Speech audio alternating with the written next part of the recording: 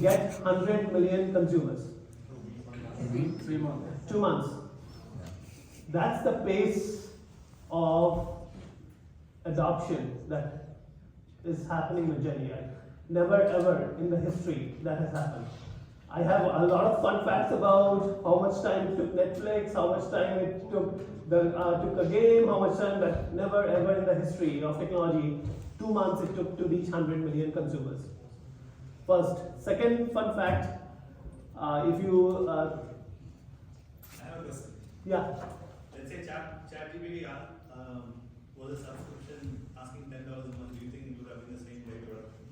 Doesn't matter. I think the main thing is ChatGPT.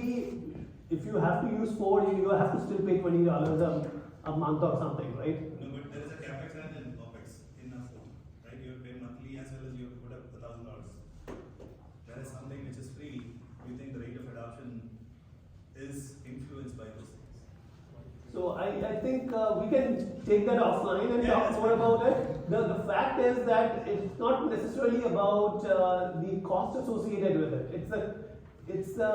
And my second point, we talk about it a little bit more, and it got adopted by the society and then went into the corporate. Generally what happens, any new technology, it is the corporate America, the business world adopts it, and then it comes to homes. PC, right? 80s, would anybody would have thought that we would have PCs at homes? Nobody thought. But if you look at the general trend of things, the corporate invests in it, adopts it, then it moves to homes. This is the other way around. The society adopted it, and then now the business is trying to figure out, okay, what am I supposed to do with it? Okay, 2 very significant changes in trends. That so speed and adoption. And I'll start with that. If you go to the, so I love to call it a 0 to 1 moment. Look at the 2 pictures, 1900 Easter, 1903 Easter, New York City. Any difference? Anybody can point out? Second was You can still see maybe 1 horse cart in that 1903, 1900. You might have been seeing 1 or 2 cars, right? That's the what motor car did to this country. 3 years, changed the entire landscape. All the horse cart were out. Gen AI is doing that exactly right now, and it's a tremendous fortune for all of us to be part of that change and see and visualize it. So we talked about, okay, Gen AI, what is Gen AI, how it is new. AI has been there. I, in my engineering days, had a specialization on AI. I'm talking maybe 25 years back. In my master's, I specialized in AI. But that AI, the concepts, the algorithms, it's still the same, nothing different. What changed is the scale and speed and the cost to do those things that would take hundreds of thousands of dollars. Then we can just do it on our phone. So that's the change that is happening. So I'll not drain these slides, but if we go to the next one, I want to just talk about a few different use cases. I think Divakar did a great job of kind of connecting it back to our home front and all. So this is the main takeaway. I would say that anything that we do today, either in our professional life or personal life, AI is touching it.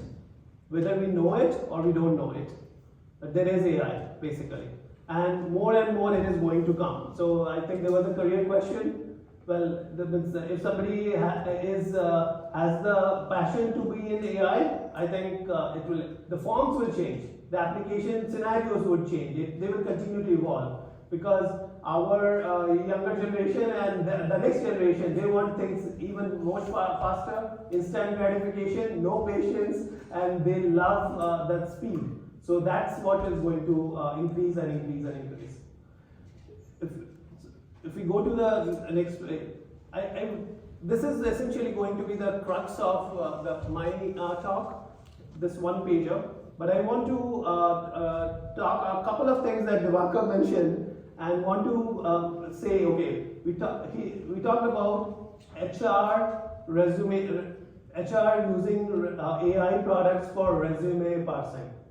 Well, resume parsing is okay, because what we are doing, we are not connecting or creating new content.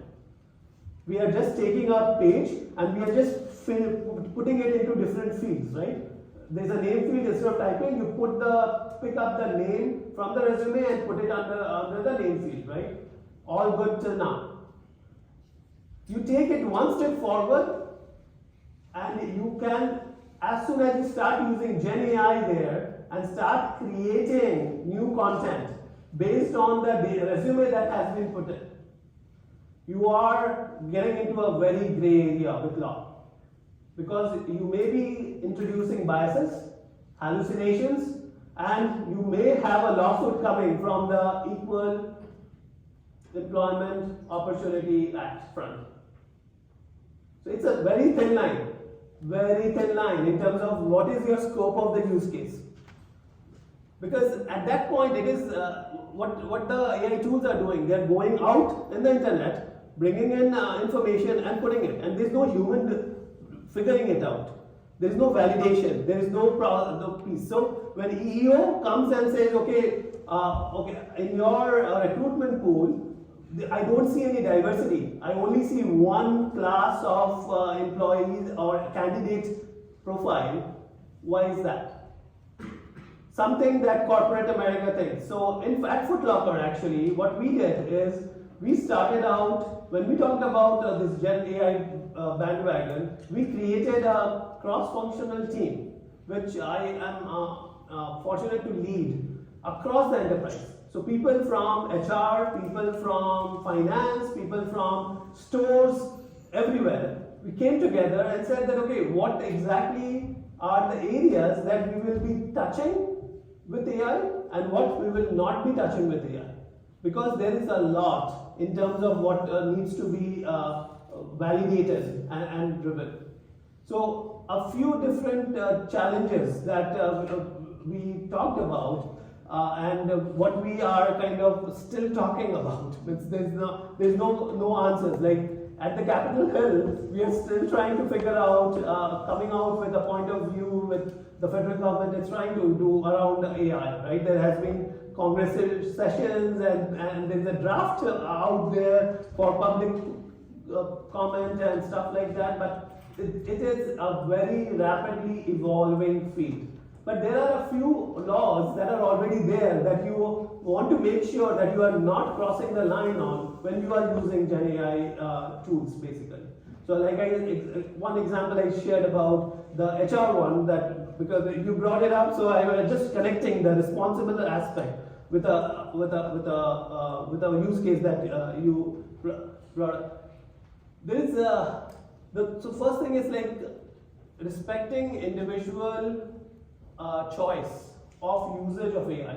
So we all went through this entire last few years around data, around making sure that the consumer, whether it be Facebook or Google or how you are using my data, how you are storing my data. I need to have the right to ask you not to track me. Okay, another use case, you talked about Netflix, great example, great recommendation, but I don't like the recommendation. I want Netflix to tell me A, which data it is tracking from me, and B, I need to tell you whether you want to track my data or not. So if you see some of the recent, I would say maybe past 6 months or to a year, when you download an app on your phone, it asks you permission now. Do you want this app to track all other apps or not? You have the choice. That's a responsible AI usage, because you make it the choice. You give it the choice whether you want them to track the data or not to track the data. So that's what I meant when we are talking about respecting individual autonomy and choices. It's very, very big subject in terms of how we are driving AI.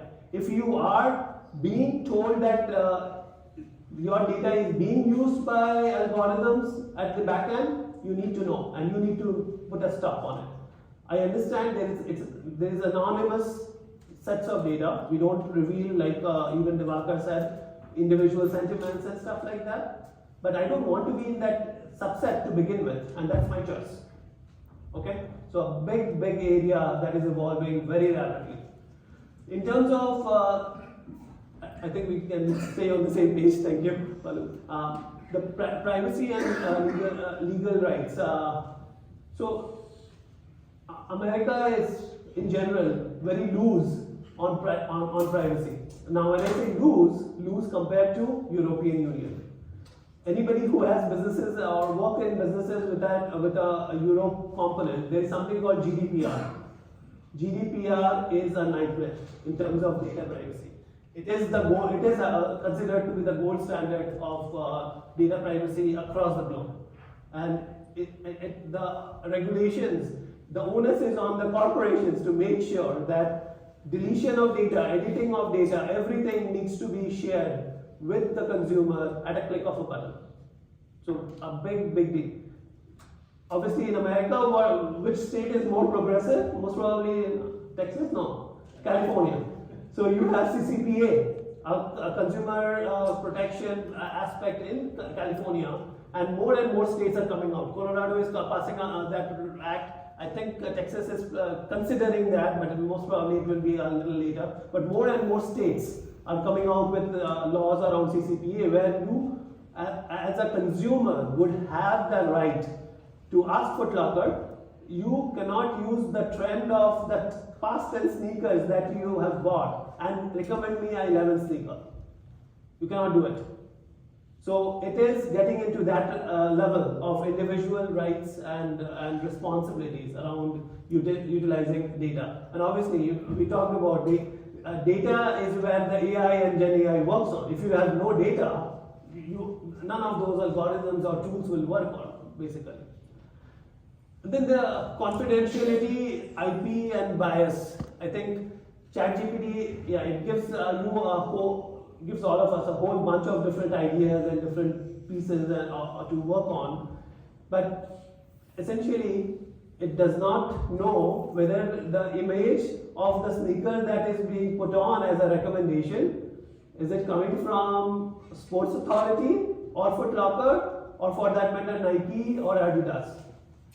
If it's an RD product and RD has the copyright and Foot Locker goes and starts promoting it, RD is not going to spare Foot Locker. There will be a court case around copyright and trademark infringement. The AI tools are not smart enough to understand that yet.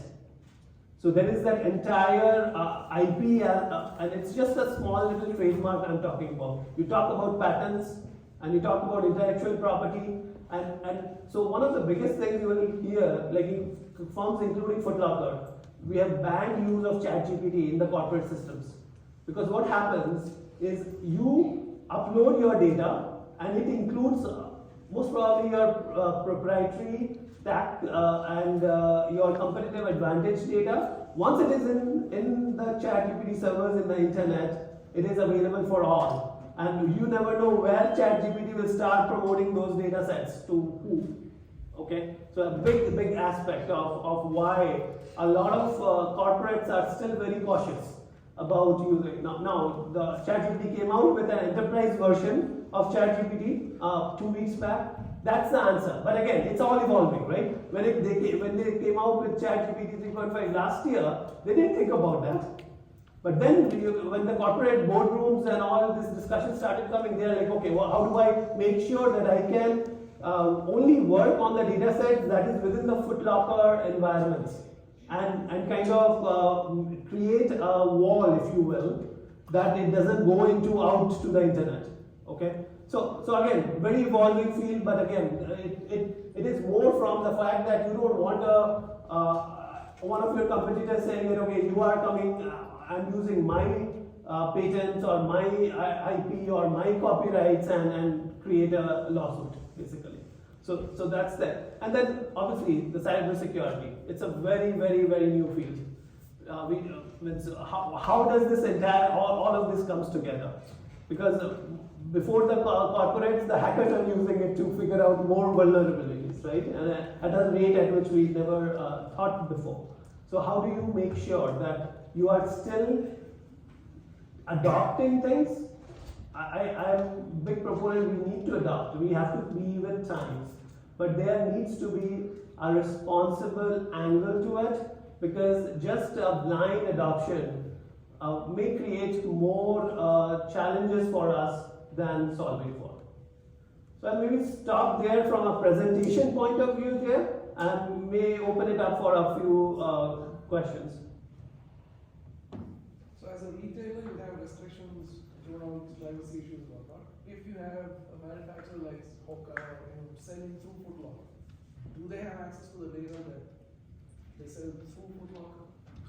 Depends on what kind of agreements we have created with them, right?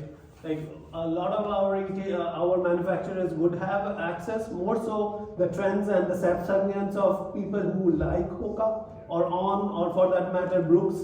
But and honestly, all the agreements are protected with NDAs and stuff like that to make sure that it is being utilized in the right way. And they want it, because again, that helps them in their future R&D, in the kind of shoes they want to buy, the display, the color and all. So yeah.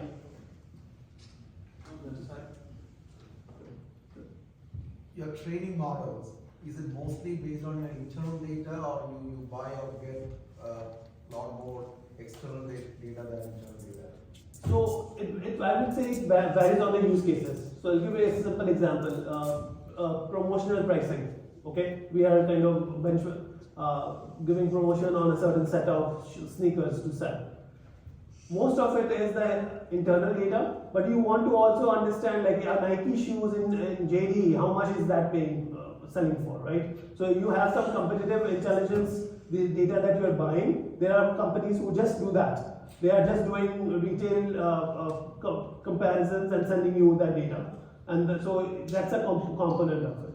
But say if you are doing a future demand prediction, most of the data is internal with some special causes that you know. Okay, if there is a game night happening in certain city for a certain things, like when US will host the next FIFA, obviously the sneakers sales on the soccer side will go through the roofs, right? So some of it is like, I would say, publicly sourced data, like it's not like proprietary for anybody, but those you don't need to buy it, or weather patterns and things like that. So I think it depends on the use case.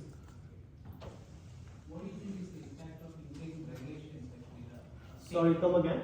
What do you think is the impact of increasing regulations, right? Like California, they are coming up with regulations like saying you cannot use data for commodity. So, Well,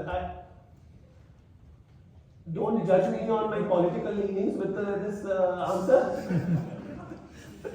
But I would say, see, regulations can be manifold, right? Like in India, we have censor board for movies. In US, there is a self-regulation going on around movies, right? Similarly, this area, just because it is so much touching the consumer life, there will be regulation. Means a level of regulation is needed so that the unethical practices and illegal practices are curbed and people and corporations take them advantage. But the regulation should not be to the point that it becomes difficult to do business. So I would say CCPA, GDPR, those, like that's a cost of doing business in Europe, and in Europe the cost of the products are higher than in America. Anybody who goes into Europe, you pay through your nose to have the same kind of living that you are doing in US. A lot of it is just the regulation and the cost of doing business for the corporations there. So. I wanted to address the bias Sure. side of things, right? So, see, privacy we are kind of sort of settling down. It's like what we should use. When we think about bias, it is still very much fluid. what can we term as bias and what not? I mean, we can say it's established, but there are not a lot of effective standards.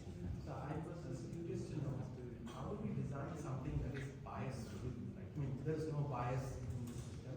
And the next thing is, how do we even test it so that as a company, you can go and say that, yeah, my system doesn't have any kind of bias. Right? Yeah, good question. I would say there are two things. One, your data set. If I'm just looking at, I'm again going into Foot Locker, I'm just looking at white, male, athletic, 6 foot and above kind of people and who like that sneakers. I am introducing bias just to begin with because my data set is not inclusive enough, right? And that's the same idea for testing. Like I can test those models on the same data and I will get the best results, right? But obviously I am excluding a huge important piece of potential consumers by just doing that. Now, for companies who are working on products for that, the demographic is not a bias for them. That's fine because that's their market segment they are going after. But so I think the definition, like you said, the bias definition is a little bit squishy depending upon what use case you are looking at. But the broader piece of bias was the example that I gave around like just recruiting practices. Those are the real biases that we are talking about here. No, Vivek, if I may just add, so Sure. the recruiting, right, the resume parsing. So actually, it's a known use. What happened is Amazon itself, right? So they were recruiting based on AI systems, and they had a bias against women because the company, the data it was trained on, their company is majority men. Guess what? The bias in their models was it would reject women even though every other criteria was being matched. Of course, they discovered it later. They put it into production. They discovered it later when I think some women must have complained, right? That hey, why am I being rejected right away within let's say a day of applying when I meet all the requirements? And that's how they discovered the bias. So Vivek, to your point, right? The data you train it on. So I think one of the things which companies will have to become more and more savvy around is you will need a set of people who understand what data did I feed. Because if you're not, if you're rushing through it, there you go, right? And then the black box effect, right, which I think Vivek touched upon. Someone needs to be able to explain why it's telling me something, right? So Netflix movie, maybe I don't want the recommendation, or I don't like the recommendation, but how do you explain? Why did you recommend this movie, right? That explainability will be very important, and it will be interesting to see how it comes about. Exactly, I mean, So this again goes back to human behavior, right? Garbage in, garbage out. Yeah. So it's basically depending on, if I'm coding, I don't like women, I program it, then that's the expert. So or just that your company has 80% men, because historically, let's say there are less women engineers than men, right? I mean, that's just true. So your data is trained on, just that it was 80% men. So when does it reach a point where the AI can actually tell me that the data is being trained wrong? No, that's where the human needs to be involved. And again, Vivek, if it was No, yeah. But again, That's where the human will need to be involved to make sure, because AI will not tell you that. That's the problem, right? I don't know how many of you saw ChatGPT in some use cases became like abusive because it saw people behavior being abusive and it gave abusive responses, right? So I'm being told to rein in the discussion. Sorry, I think we're running out of time. But again, thank you very much for being a lovely audience, and go buy your next sneaker from Foot Locker.